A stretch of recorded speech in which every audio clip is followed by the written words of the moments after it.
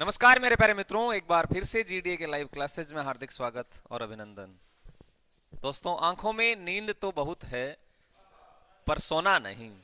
आंखों में नींद तो बहुत है पर सोना नहीं। यही वो समय है कुछ कर दिखाने का, अब इसे आप खोना नहीं। आप हमारे साथ जुड़े, केमिस्ट्री के पोर्शन चल रहे हैं और आज एक नए टॉपिक के साथ मेटल, नॉन मेटल, ये सब पढ़ेंगे हम। आगे क्या सब तत्व यौगिक और मिश्रण, तत्व यौगिक और मिश्रण, ये आज का टॉपिक। तत्व यौगिक और मिश्रण, इससे पहले आपने जाना भौतिक और रासायनिक परिवर्तन। क्लियर है ना सब? भौतिक रासायनिक परिवर्तन क्लियर हो गया, पता है? विनोद नहीं आया आज? अच्छा, यस। तत्व यौगिक और मिश्रण, ये अपना आज टॉपिक।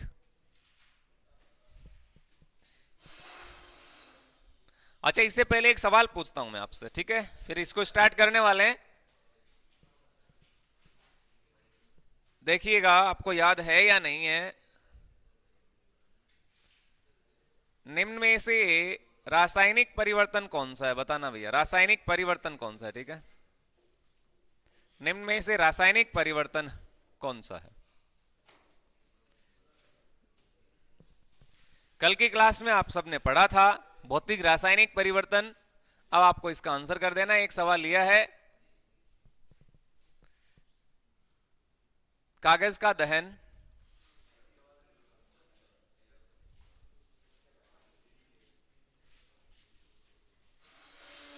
लोहे पर जंग लगना। आपसे सवाल किया है रासायनिक परिवर्तन कौन सा है? लोहे पर जंग लगना, कागज का दहन, इनमें से क्या सही रहेगा? दूध का दही में परिवर्तन,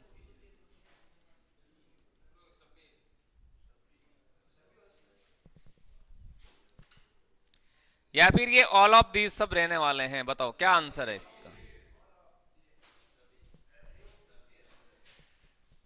महेंद्र, कहाँ है महेंद्र?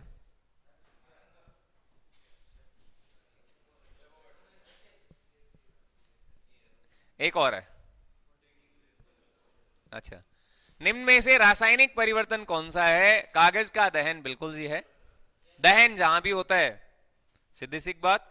लोहे पर जंग लगना, दूध का दही में परिवर्तन, कागज का दहन, ये सारे के सारे कौन से परिवर्तन है? ये सारे के सारे रासायनिक परिवर्तन है। इसका सही आंसर क्या रहेगा रे? इसका सही आंसर डी बिल्कुल सही है। ठीक है, तो ये छोटा सा क्वेश्चन। चलते हैं हम टॉपिक तत्व यौगिक और मिश्रण में।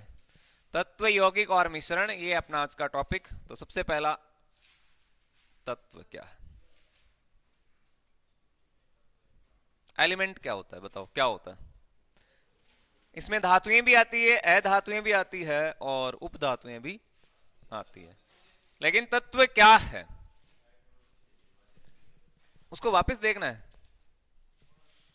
लो,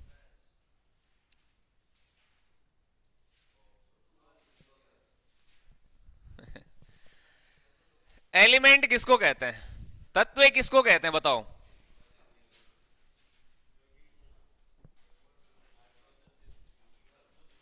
है तनसुख, तत्व क्या है बताना। किसको बोलेंगे तत्व? एलिमेंट किसको कहते हैं?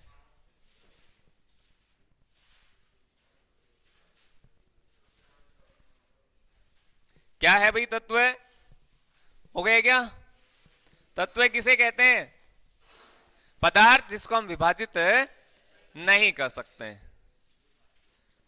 पदार्थ जिसे विभाजित नहीं किया जा सकता, ध्यान में रखना, विभाजित नहीं किया जा सकता। और राजस्थान में ये हेडमास्टर के पेपर में पूछा हुआ प्रश्न है। पदार्थ जिसे विभाजित नहीं किया जा सकता, नहीं किया जा सकता। क्या चीज? हेडमास्टर। हाँ, तो उसका एग्जाम लगता है राजस्थान में, वहां ये प्रश्न आया। दिए गए विकल्प में आप पहचान करें कि किसको इनमें से विभाजित नहीं कर सकते, तोड़ नहीं सकते। तो किसको नहीं तोड़ सकते? एलिमेंट को नहीं तोड़ सकते। तत्व को हम विभाजित नहीं कर सकते भाई, एलिमेंट है ये। आपसे बहुत सारे एलिमेंट्स पूछे जाते हैं एग्जाम में, उसके प्रतीक भी पूछे जाते हैं। 1 to 20 आपको याद है, 120 तक पेरियोडिक टेबल के अकॉर्डिंग। इसके अलावा इंपोर्टेंट और मैं एलिमेंट लेता हूं जो एग्जाम की दृष्टि से महत्वपूर्ण रहेंगे।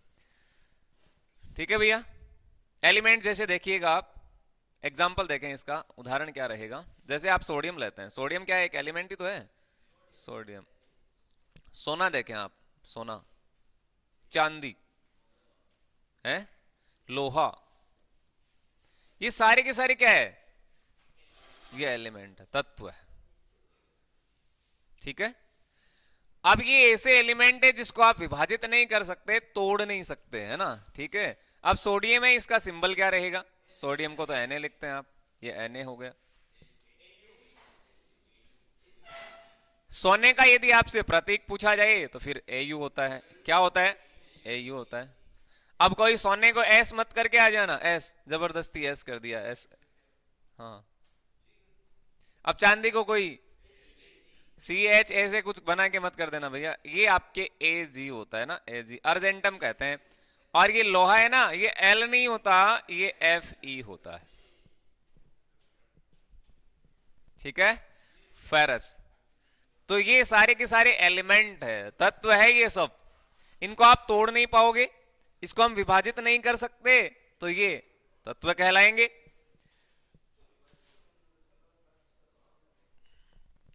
कुछ एलिमेंट्स ऐसे हैं जिनके लैटिन वर्ड होते हैं, कुछ ऐसे तत्व है जिनके लैटिन नाम भी है, वो भी आपको ध्यान में रखना है। कौन कौन से एलिमेंट है जिसके लैटिन नाम होते हैं, बताओ। जैसे जैसे आपका सोडियम हो गया, पहला तो यही ले लेते हैं, सोडियम। यदि आपसे सोडियम का लैटिन नाम पूछा जाता है, फिर आप क्या करोगे रे, क्या करना है, बताओ बताओ बताओ फटाफट। इसका रहेगा नाइट्रियम, क्या रहेगा, नाइट्रियम। ये लो, ये सोडियम का लैटिन नाम है, लैटिन याद रखना, ये नेट्रियम है। अब देखो ये Na है ना, ये नेट्रियम कहलाएगा, ये सोडियम होता है। अच्छा, आपसे पूछा जाए पोटेशियम का, तो K है। अब ये K इट मीन्स पोटेशियम है, ये क्या है, पोटेशियम है। अब यदि इसका आप लैटिन वर्ड नाम बता दें तो अच्छी बात है, बताओ क्या रहेगा, क्या जी। अब देखो लिखा तो पोटेशियम है, अब वैसे देखे तो P से स्टार्ट होना चाहिए था, ये है कि नहीं। करण, K, Om, O, Haryana, H, Ajay, A, Sania, S। ये जैसे नाम है तो आपकी स्पेलिंग तो S से स्टार्ट होगी, सानिया तो S से स्टार्ट होगी, हरियाणा है तो H से स्टार्ट होगी, है ना। महेंद्र है तो M से स्टार्ट होगी। लेकिन यहां पोटेशियम है तो P से स्टार्ट होना चाहिए था, समझे क्या। लेकिन इसका जो लैटिन वर्ड है वो कैलियम होगा, क्या होगा, कैलियम। लेकिन सिंबल क्या होगा, के। अब पोटेशियम का P मत कर देना, पोटेशियम का जो सिंबल है वो K रहेगा, और उसका लैटिन नाम क्या होता है, कैलियम होता है। सोना लेते हैं, सोना, सोना, सोना महंगा है,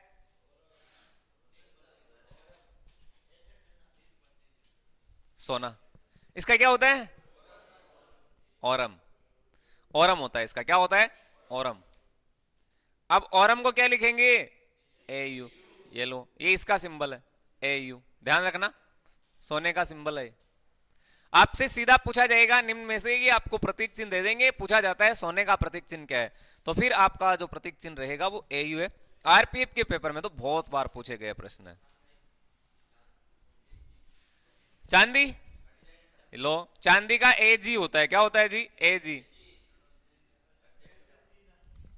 अच्छा Ag, OG है, लो जी, सुनो जी है, ये आपका चांदी है। और चांदी का जो ये नाम रहेगा वो आपके रहेगा अर्जेंटम, क्या है रे, अर्जेंटम। लो, समझे। यदि आपसे लोहे का पूछा जाए, किसका पूछा जाए, लोहे का, तो Fe होगा इसका, तो ये लोहा है। लोहे को हम क्या बोलते हैं, फेरस बोलते हैं। क्या बोलते हैं? फेरस। और इसका लेटिन जो नाम होता है वो फेरम होता है। क्या होता है? फेरम।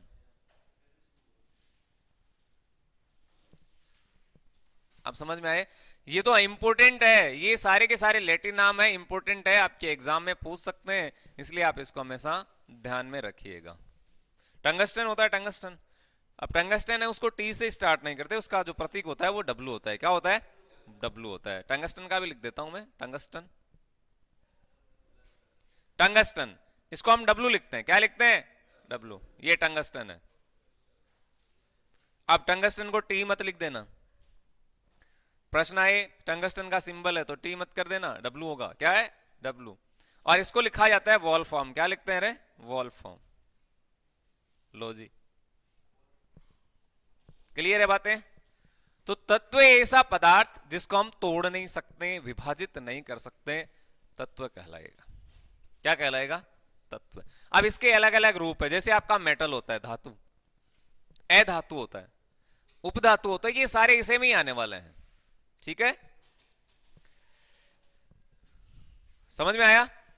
प्रश्न आपसे पूछा जाए तत्व कौन सा है, तो ये सारे के सारे तत्व हैं।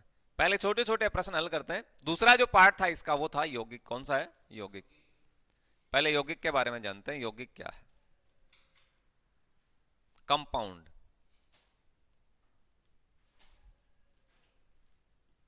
ठीक है, कंपाउंड क्या होता है? ये लो बताओ।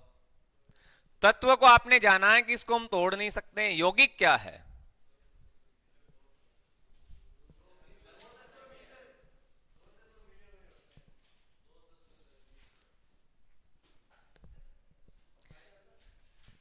हाँ हाँ बता दो आप। बताते में, बनाने में क्या है, बताने में क्या है भैया?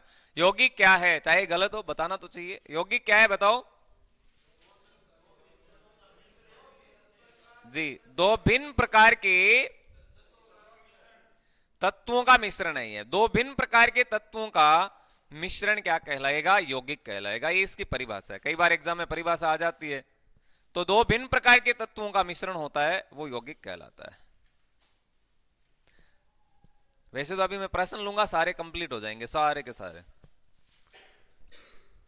आसानी से बता दोगे इनमें से यौगिक कौन सा है, एलिमेंट कौन सा है, मिश्रण कौन सा है। ये तो आसान है, बहुत आसान है। तो यौगिक क्या है? यौगिक ऐसे पदार्थ जो भिन्न प्रकार के तत्वों से मिलकर बनते हैं, उसे हम बोलेंगे यौगिक। ठीक है जी, कोई दिक्कत नहीं है। और इसको आसान कैसे बनाए ताकि हमें याद रहे? एग्जाम्पल से या इस बादल से। बादल बना देता हूं इधर में।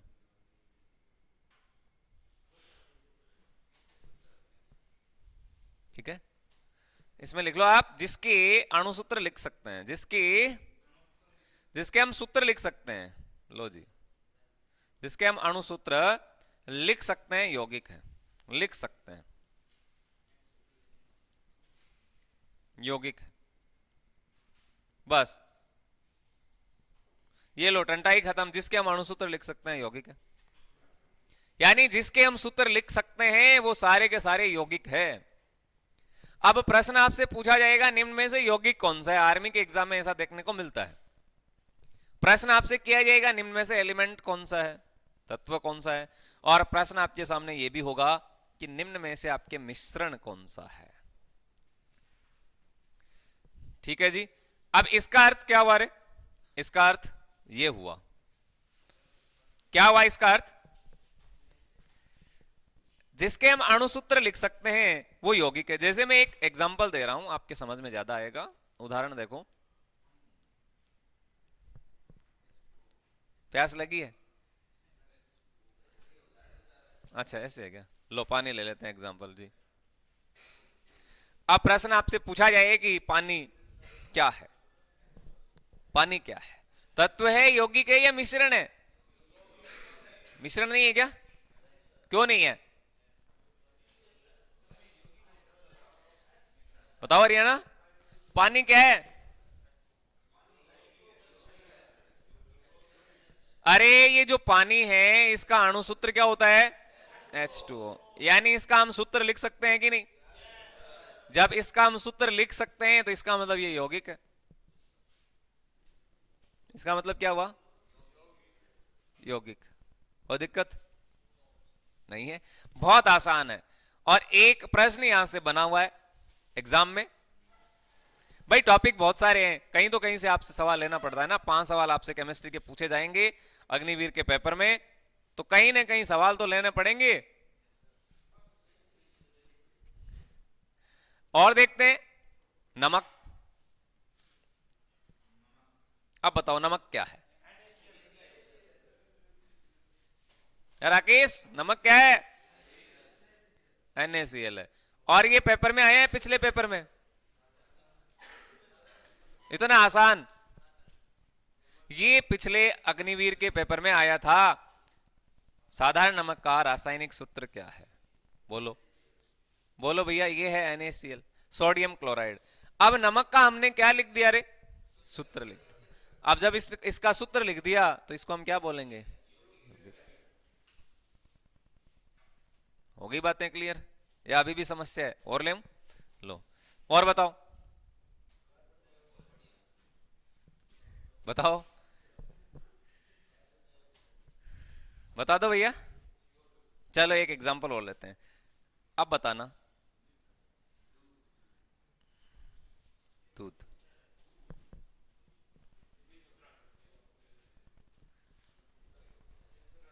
हाँ सानिया का जवाब नहीं है या? दूध क्या है?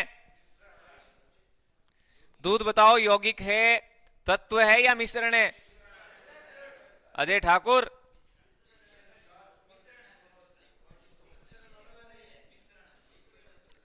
क्या आप ये जो मिल्क है इसका फॉर्मूला बता सकते हैं? सुना ही नहीं, होता ही नहीं। जब नहीं होता तो ये यौगिक कहां से होगा? क्या कोई इसका सिंबल होता है? अब ये दूध है, क्या इसको हम डी लिखेंगे?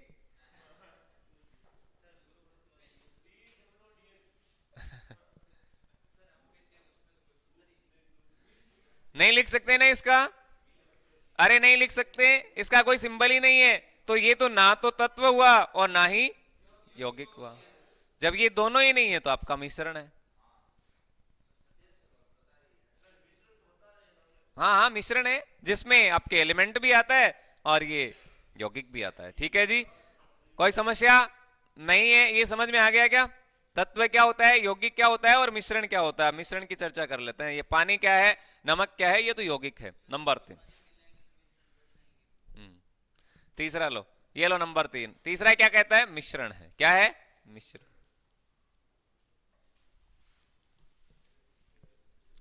मिश्रण परीक्षा में आपसे सिंपल सा प्रश्न पूछा जाता है, कौन सा तत्व है, कौन सा यौगिक है और कौन सा मिश्रण है। और यहां से आपकी बातें क्लियर हो गई। जिसके भी हम सूत्र लिख दें यौगिक है, जिसका हम प्रतीक चिन्ह लिख दें एलिमेंट है, जिसको तोड़ नहीं सकते हैं वो आपका तत्व है। और इसके अलावा ये किस में आने वाले हैं? मिश्रण में आएंगे। अब मिश्रण की सीधी सी पहचान, तत्व प्लस यौगिक, तत्व प्लस यौगिक का अनिश्चित अनुपात में मिश्रण। कहने का सीधा सा अर्थ है, जब तत्व और यौगिक आपस में मिलते हैं तो किसका निर्माण होता है जी? मिश्रण का निर्माण होता है। तब मिश्रण का निर्माण होता है जब एलिमेंट को, जब आप कंपाउंड को आपस में मिलाएं तब आपका मिश्रण बनेगा। मिक्सचर। बेरा जी कहां है? दिख नहीं रहे। तत्व और यौगिक इन दोनों का योग, इन दोनों का अनिश्चित अनुपात में मिलावट मिश्रण कहलाएगा। क्या कहलाएगा? मिश्रण। उदाहरण देखो,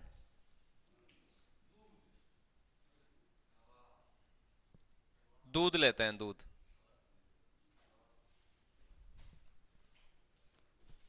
अब जो दूध है आपसे पूछे कि दूध में कौन सा एलिमेंट होता है? कैल्शियम होता है। दूध में कौन सा तत्व पाया जाता है? कैल्शियम होता है। होता है कि नहीं होता? दूध में है कि नहीं? दूध में तो कैल्शियम मौजूद है और लिखा गया है तत्व और यौगिक का अनिश्चित अनुपात में। कितना है ये नहीं पता। इसका मतलब ये मिश्रण है, कहीं ना कहीं क्या है, मिश्रण। ठीक है, रेत क्या है, रेत, धूल क्या है, ये दो प्रकार का है। कितने प्रकार का है, दो। एक तो होता है समांगी मिश्रण, ये इंपॉर्टेंट है। एक तो होगा समांगी मिश्रण, होमोजीनियस, और एक है आपके विषमांगी मिश्रण। कौन सा है, विषमांगी मिश्रण। ये इतने आसान होते हैं, देखते ही आप पहचान कर लेते हो। अभी देख लेना, पहचान हो भी जाएगी। अब समांगी का मतलब क्या है, समांगी का मतलब तो ये हुआ जिसमें अवयव है वो समान मात्रा में हो या समान हो। समांगी समान, विषमांगी अलग अलग, असमान। कैसे, जैसे समांगी का मतलब है इसमें जो अवयव है, सभी अवयव क्या होंगे, समान होते हैं। सभी अवयव क्या होंगे रे, समान होते हैं। और इसमें क्या होंगे, अवयव है वो असमान होंगे। क्या होंगे, अवयव असमान होते हैं, असमान होते हैं। नाम से ही पहचान हो जाती है। कई प्रश्न तो ऐसे होते हैं जिनकी नाम से ही आप आराम से पहचान कर लेते हैं। जैसे मैं एक एग्जांपल देता हूं, समांगी मिश्रण कौन सा है बताना। एग्जांपल देखो, आपने शरबत देखा है क्या, शरबत, शरबत किस प्रकार का मिश्रण है, शरबत, अरे शरबत,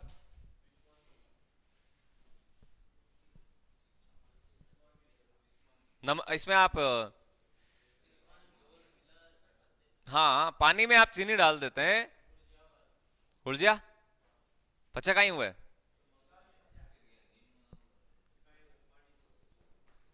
क्या होगा बताओ, समांगी, समांगी का मतलब समान अवयव। कैसे, लो बताओ। एक एग्जाम्पल आपके सामने मैं रखता हूं और आप में से आंसर करना है कि इन दोनों में से कौन सा है। इसमें लिखता हूं, ठीक है, बताना देखें। पानी प्लस तेल का मिश्रण, पानी प्लस तेल का मिश्रण कौन सा है, समांगी होगा या विषमांगी होगा। राकेश क्या होगा इसका आंसर,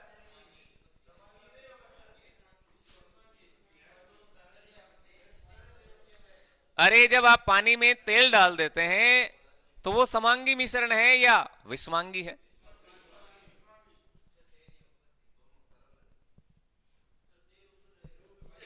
राकेश का आंसर जानना है। राकेश क्या आंसर होगा रे इसका, विषमांगी होगा। क्यों होगा, यस, जब आप पानी में तेल डालेंगे तो इनका मिश्रण होगा ही नहीं। जब मिश्रण नहीं होगा, आप चेक कर लेना, ये जो तेल है ये पानी की ऊपरी सतह पर तैरता रहता है। आप चेक करना, होता है कि नहीं होता, घुल जाता है क्या, नहीं घुलता।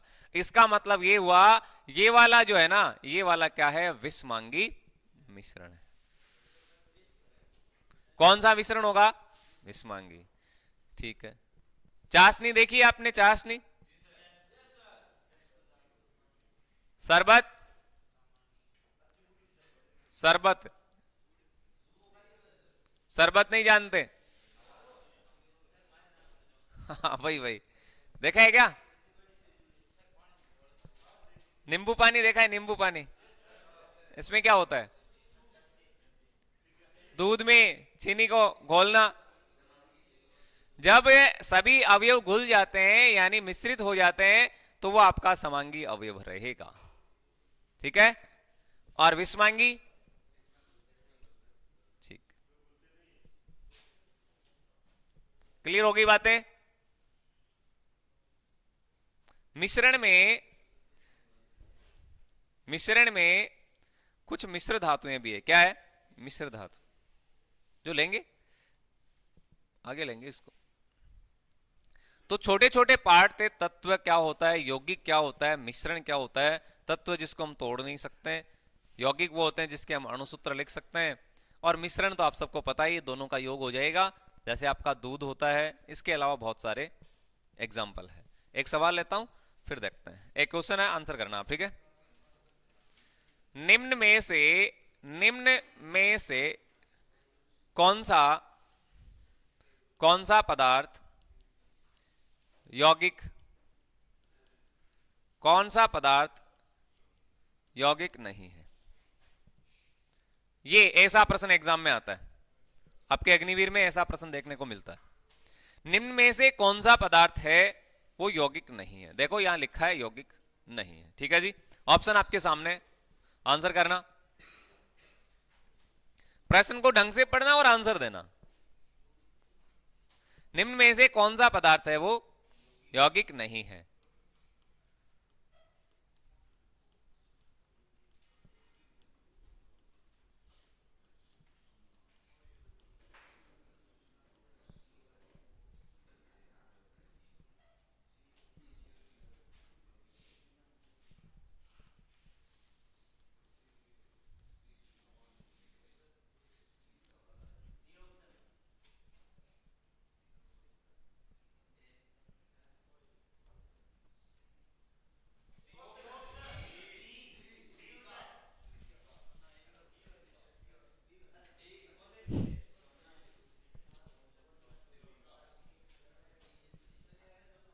तनसुख, क्या इसका आंसर करूं, बता।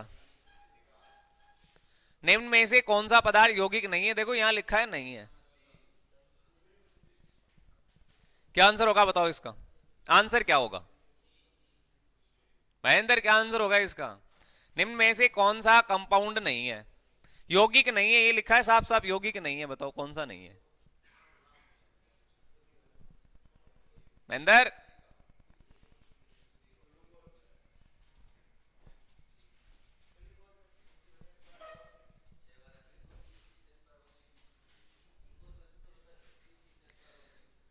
अरे ग्लूकोज का सूत्र नहीं होता है क्या? क्या होता है?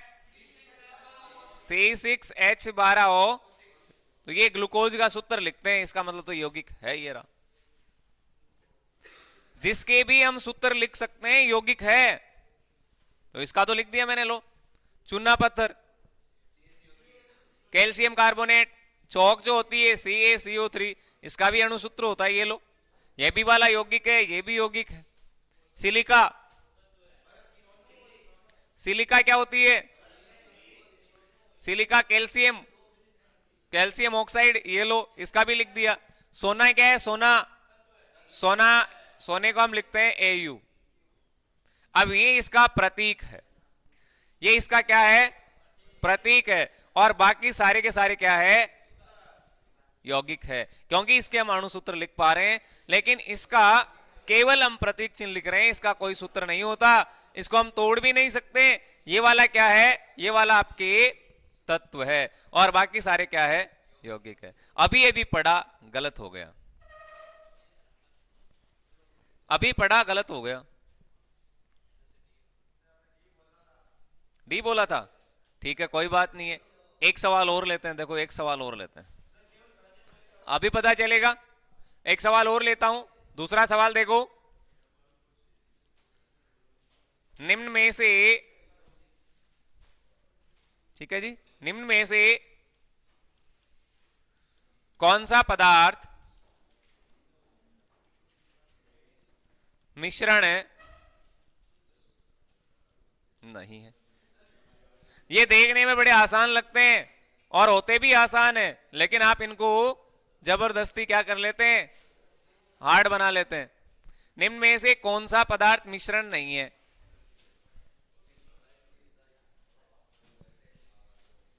लो जी,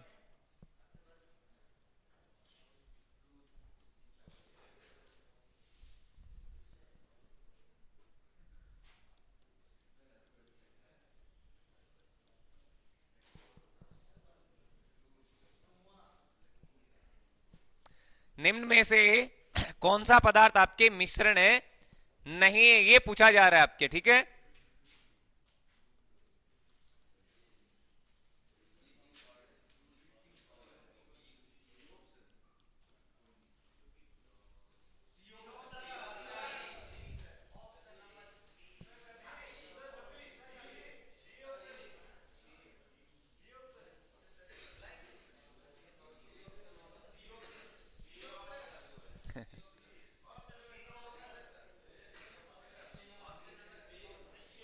ठीक है जी, ठीक है। अच्छा, क्या आंसर आ रहा है आपका? किसी का डी, किसी का सी, किसी का बी, किसी का ए।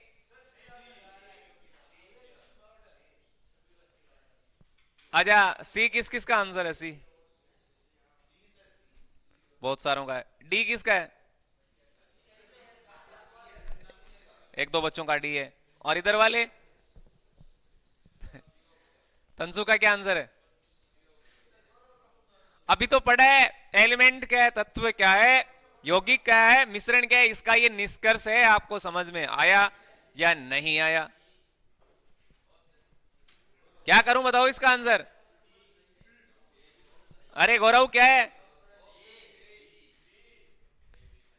देखो फिर, निम्न में से कौन सा पदार्थ मिश्रण नहीं है? वही बात है, नहीं है, मिश्रण नहीं है। अब मिश्रण नहीं है इसका मतलब या तो वो तत्व होगा या फिर यौगिक होगा, यही तो बात है। अरे भाई, मिश्रण नहीं है इसका मतलब या तो वो तत्व होगा या फिर क्या होगा? यौगिक। सबसे पहले ये चेक करो, क्या हम इसके प्रतीक चिन्ह लिख सकते हैं क्या? दूध का कोई प्रतीक चिन्ह होता है? नहीं। शरबत का कोई प्रतीक चिन्ह होता है? ब्लीचिंग पाउडर का कोई प्रतीक चिन्ह होता है? नहीं होता। ठीक है जी। अब बताओ, क्या हम दूध का अणुसूत्र लिख सकते हैं? दूध का कोई सूत्र लिख सकते हैं क्या? नहीं लिख सकते हैं। इसका मतलब तो ये मिश्रण है, ना इसका प्रतीक है और ना ही इसका कोई सूत्र है, तो ये तो आपका मिश्रण है। और वहां पूछा है मिश्रण नहीं है। इधर देखें, शरबत, शरबत का कोई प्रतीक चिन्ह एस, जबरदस्ती बनाया है एस मत शरबत। इसका ना तो प्रतीक चिन्ह है और ना ही इसका कोई सूत्र है। इसका मतलब ना तो ये तत्व है और ना ही क्या है?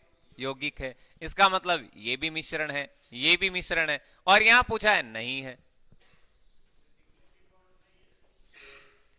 अब दो ऑप्शन और है और यही गड़बड़ है सबसे ज्यादा। अब आधे बच्चों को ये पता नहीं है कि ब्लीचिंग पाउडर क्या होता है। ब्लीचिंग पाउडर को हम विरंजक चूर्ण कहते हैं। क्या कहते हैं? विरंजक चूर्ण। क्या कहते हैं जी?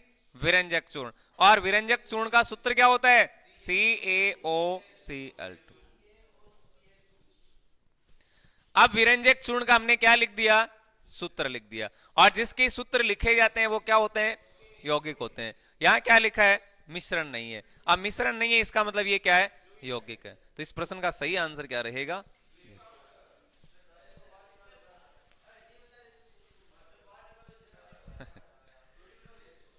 अभी भी कोई समस्या है? अरे तत्व, यौगिक और मिश्रण में से कोई प्रश्न आए अभी भी गलत होगा क्या? कईयों के होगा। अभी के लास्ट में लेंगे एक दो प्रश्न। हाँ, तत्व, यौगिक और मिश्रण में से आप बीच वाला पार्ट है जो वो लिखिएगा, यौगिक। यौगिक, कुछ यौगिक हम पढ़ने वाले हैं जो इंपॉर्टेंट है, महत्वपूर्ण यौगिक। एग्जाम की दृष्टि से महत्वपूर्ण यौगिक कौन कौन से? ठीक है, महत्वपूर्ण यौगिक इंपॉर्टेंट कौन कौन से एग्जाम में पूछे जाते हैं। तो पहला तो सबसे पहले हम लेंगे विरंजक चूर्ण। क्या लेंगे? विरंजक चूर्ण। अब इसमें क्या बातें याद करनी है? हाँ, विरंजक चूर्ण। अब कोई पूछे कि विरंजक चूर्ण क्या है? भैया ये यौगिक है। क्या है? यौगिक। कल आपने जाना भौतिक और रासायनिक परिवर्तन, यदि वहां से कोई प्रश्न बनता है तो फिर गलत नहीं होगा, यहां से बनता है तो यहां से भी गलत नहीं होगा। ठीक है, और इसके अलावा बाकी जो पोर्शन पढ़े वहां से भी नहीं होगा। ठीक है जी। विरंजक चूर्ण, इसका जो प्रचलित नाम है वो क्या है? ब्लीचिंग पाउडर है। क्या है? Bleaching powder. प्रचलित नाम लिख लेना इसका, प्रचलित नाम क्या है? प्रचलित नाम। और इसको हम कहते हैं ब्लीचिंग पाउडर। क्या कहते हैं रे? Bleaching powder. गांव में नहीं होते क्या? गांव में होते हैं। अजय को बोलते हैं अजुड़ा।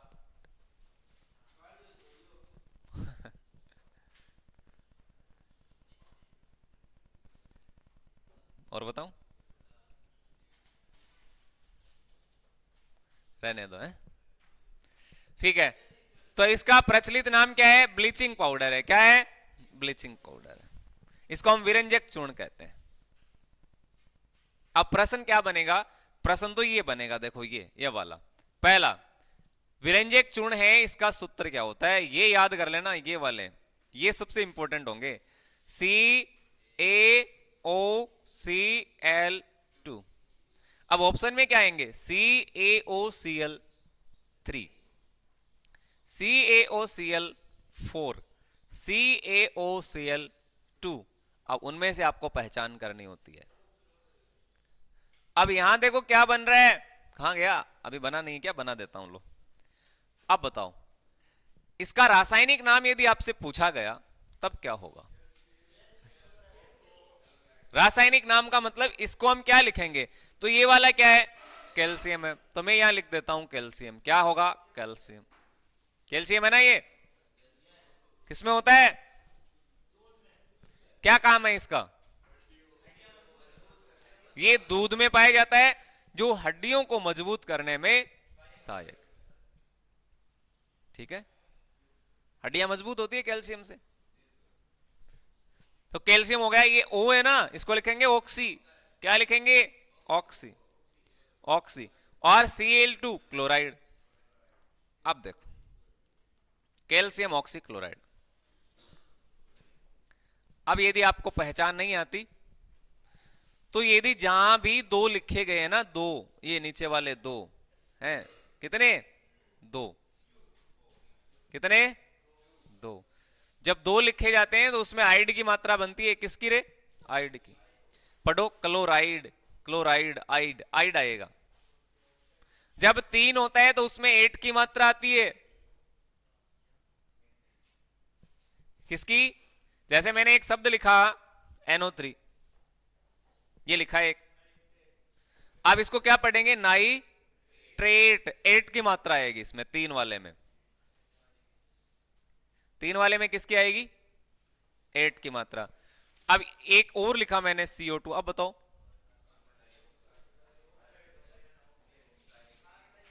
कार्बन डाइऑक्साइड, आइड। क्या बना? आइड। तो पहचान हो जाएगी, कैल्शियम ऑक्सी क्लोराइड। क्या होगा? Calcium oxy chloride. ये क्या है? इसका रासायनिक नाम रहेगा। अब बनाने की विधियां आपसे पूछी नहीं जाती, कैसे इसको बनाते हैं? शुष्क बुझे हुए चूने की क्लोरीन के साथ अभिक्रिया करते हैं, तब क्या बनता है? विरंजक चूर्ण बनता है। मैं एक लाइन लिख रहा हूं, आप भी नोट कर लेना। शुष्क बुझे हुए चूने की, कई बार ये दे देते हैं डायरेक्ट, शुष्क बुझे हुए चूने की क्लोरीन के साथ अभिक्रिया, चूने की क्लोरीन के साथ अभिक्रिया। हालांकि मैं लिख रहा हूं, आपके एग्जाम में नहीं बनेगा, और बनता है तो फिर बढ़िया बात है। शुष्क बुझे हुए चूने की क्लोरीन के साथ जब अभिक्रिया करवाते हैं, तब हमें कौन सा पदार्थ? तब विरंजक चूर्ण बनता है। ये बहुत आसान होते हैं, लेकिन आपको हार्ड लगते हैं। यदि याद है ना बातें, तब दिक्कत नहीं आती। क्या चीज? आपसे, हाँ, अभिक्रिया तो मैं लिख रहा हूं। आपसे पूछा जा सकता है, शुष्क बुझे हुए चूने की क्लोरीन के साथ अभिक्रिया करवाएं तो हमें कौन सा पदार्थ प्राप्त होगा? तो सीधा सा आंसर होगा विरंजक चूर्ण। कौन सा होगा? विरंजक चूर्ण। अब अभिक्रिया आप चाहते हैं तो वो भी लिख देते हैं। तो शुष्क बुझा हुआ चूना कौन सा है? अच्छा, एक तो होता है बुझा हुआ चूना, याद रखना, एक तो है बुझा हुआ चूना। क्या है? ऊपर लिख लेना कॉपी में। एक तो होता है बुझा हुआ चूना, और दूसरा होता है बिना बुझा हुआ चूना। बिना बुझा चूना। अजय करो आंसर। एक तो होता है बुझा हुआ चूना, और दूसरा बिना बुझा हुआ चूना। आपसे ये सीधे सीधे सवाल पूछ लेते हैं। सोडियम क्लोराइड का पिछले पेपर में पूछा गया, बहुत आसान सा था, और वो रोज आसान आते नहीं है। रोज इतने आसान सवाल पूछे नहीं जाते हैं, ध्यान रखना। यदि प्रश्न आ गया बुझे हुए चूने का फॉर्मूला क्या है, बुझा हुआ चूना किसको कहते हैं, बिना बुझा हुआ चूना किसको कहते हैं? चूना तो पता है ना, चूना किसको कहते हैं? बुझा हुआ चूना। चूना कब बुझेगा? जब उसमें पानी डालेंगे। इसका मतलब पानी तो आएगा। अरे चूना है वो बुझेगा कब? जब उसमें पानी डालेंगे। पानी डालेंगे इसका मतलब बुझ गया वो। तो बुझा हुआ चूना कौन सा होगा? और दूसरा बिना बुझा हुआ। जब ये पता है तो ये अपने आप आ जाएगा। ये भी सही बात है भाई, जब ये पता है तो ये अपने आप आ जाएगा, क्योंकि इसमें भी चूना है इसमें भी चूना है। बात इतनी है, इसमें बिना बुझा हुआ और इसमें बुझा हुआ। तो बिना बुझा हुआ चूना है ना, ये याद करना, CaO, कैल्शियम ऑक्साइड। कौन सा है? Calcium oxide. याद कर लेना ये बातें। Calcium oxide, limestone, calcium oxide. अब इसमें पानी डाल दो, ये बन जाएगा।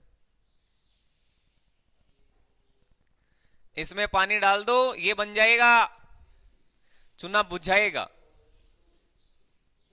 राकेश क्या बनेगा बता?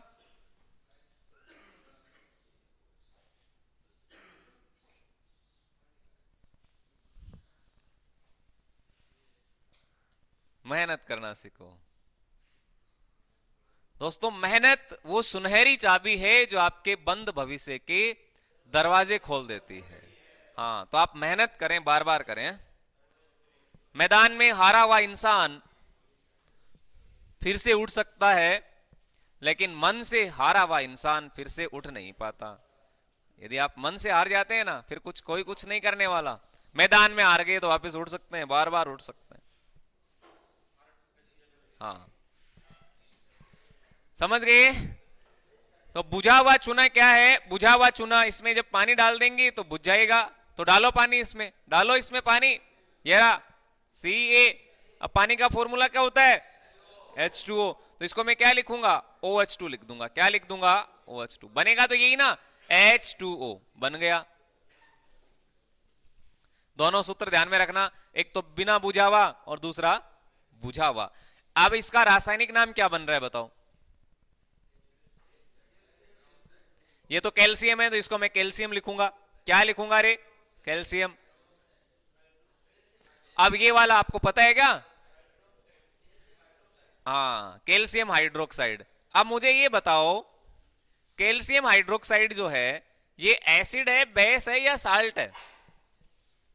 अम्ल है कि क्षार है कि लवण है?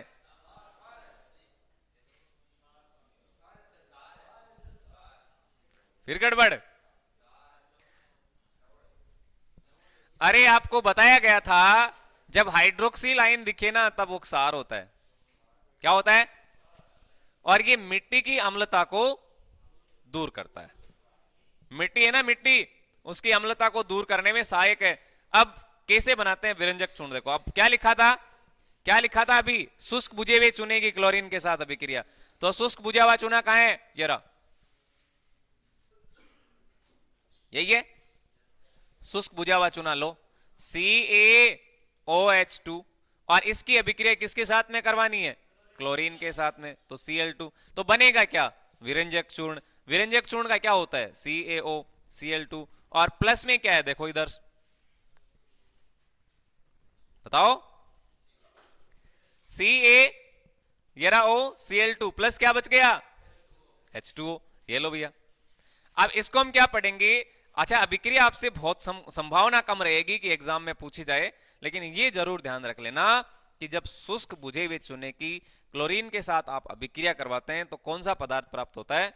विरंजक चूर्ण।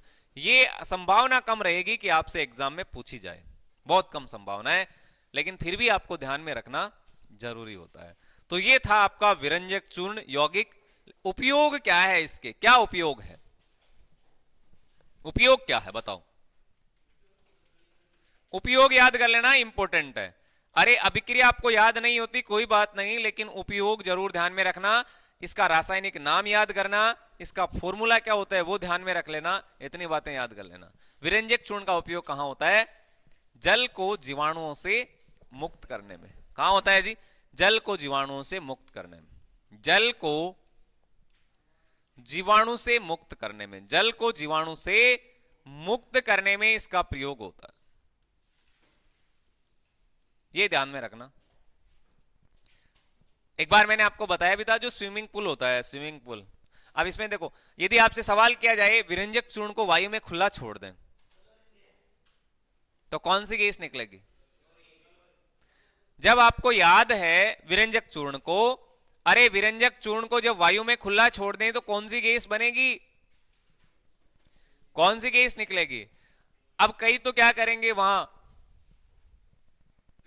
तुक्का मारेंगे। तुक्का मारने की कहां आवश्यकता, जब आपको याद है कि विरंजक चूर्ण का फॉर्मूला ये रहा, क्या है, ये रहा, CaOCl2। अब इसमें गैस कौन सी है? क्लोरीन ही तो है। कौन सी गैस है? क्लोरीन है। अब विरंजक चूर्ण को यदि वायु में खुला छोड़ें तो कौन सी गैस निकलेगी? तो यहां से जो प्रश्न बनेंगे वो मैंने सारे आपको बता दिए। क्लास को समाप्त करें उससे पहले एक सवाल लेता हूं, ठीक है? एक सवाल लेते हैं, आंसर आप करना। लो, जल की स्थायी कठोरता, प्रश्न लिखा नहीं, आंसर आ गया। जल की स्थायी कठोरता को दूर करने में सहायक है। किसने दिया आंसर? सहायक है, ये सहायक है, ठीक है। ये पीयूष कहां गया? इसको बोल देना। जल की स्थायी कठोरता को दूर करने में कौन सा यौगिक सहायक है? धावन सोडा, विरंजक चूर्ण, ठीक है, बेकिंग सोडा। इनकी चर्चा कल करेंगे। बेकिंग सोडा क्या होता है, धावन सोडा क्या होता है, इनकी चर्चा हम कल करेंगे ना। और एक लिख देता हूं, साधारण नमक, साधारण नमक।